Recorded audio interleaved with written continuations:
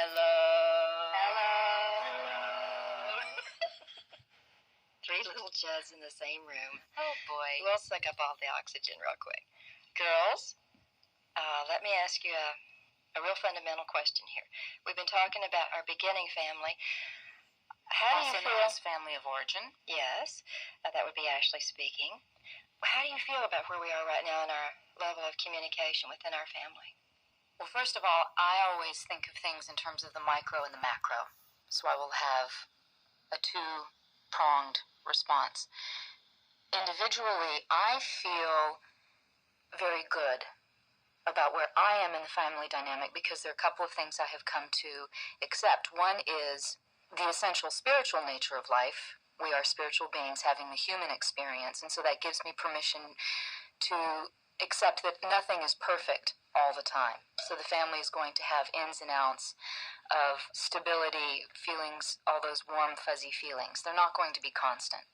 And having really accepted that, it's okay to be on the outs with an individual or with, say, the entire clan. Hopefully that doesn't happen very often.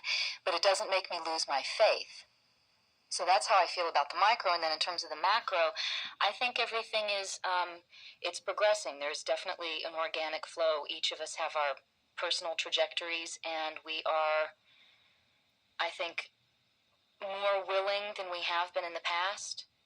And it's important to, I'm glad to hear you say that, to come back to each other. And also it's a trade-off. I might have that particular sensibility at a time when Sister does not have that point of view. She may not be feeling safe, but I am feeling safe. So everything is in a constant state of flux.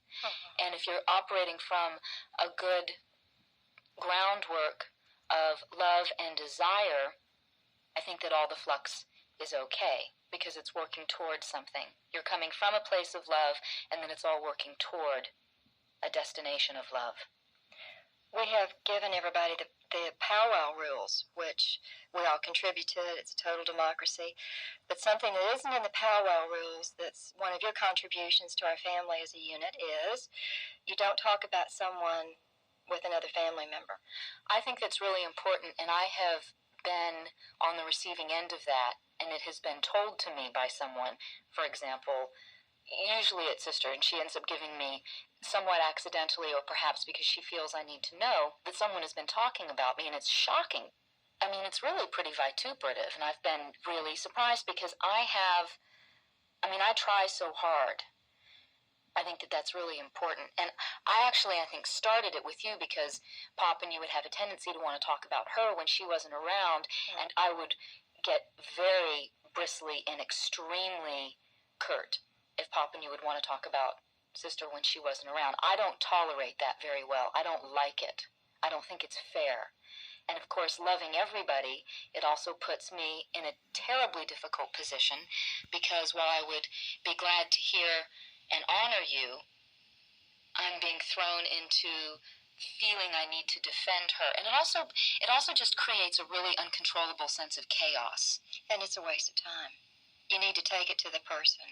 Yeah, and about the family rules, when the rule I contributed about being prepared, that is twofold. You have to have your personal agenda, like your specific personal desires. When we were doing that big trip to LA, everyone was going to be there. I said, what is everyone's personal agenda, and then what is your, say, professional agenda? What things related to your work are you trying to accomplish?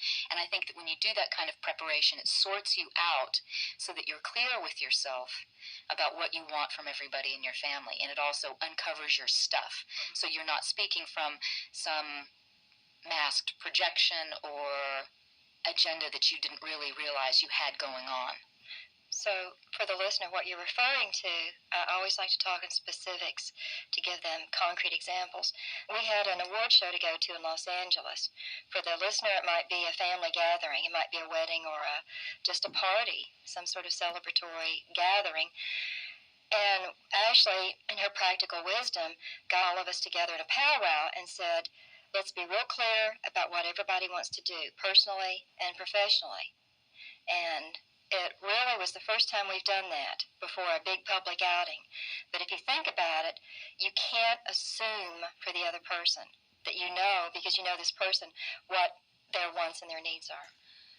We didn't execute it perfectly, but I think It was a It start. was a very good start.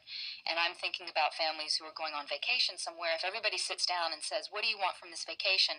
And the mom says, I'd love to finish this book. And that way you're a little bit more tolerant. If you're lying on the beach and you see your mom reading this book and you want her to come play Frisbee with you, you go, you know what? I remember reading this book is important to her, and it's not going to crush my feelings if she doesn't want to come throw Frisbee for the next 15 minutes. And if the dad says, I'd love to go to the driving range once while we're on holiday.